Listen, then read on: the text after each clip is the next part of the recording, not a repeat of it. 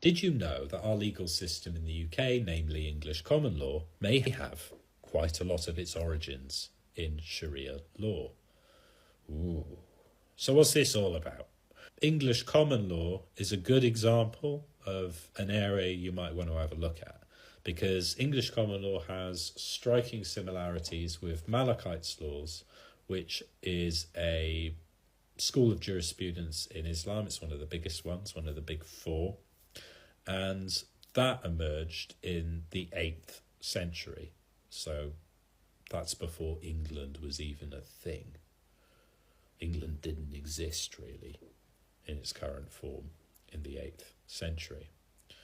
But these laws, which have a very, very, very similar framework to English common law, did exist in the Muslim world, right?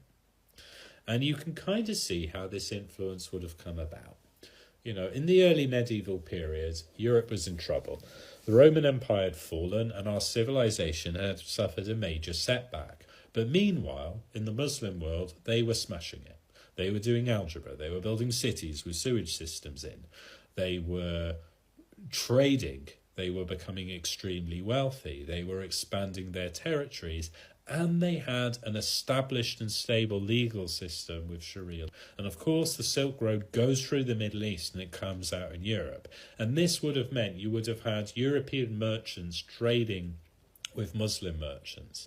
And in order to do that, you need a commercial legal framework that everybody works under.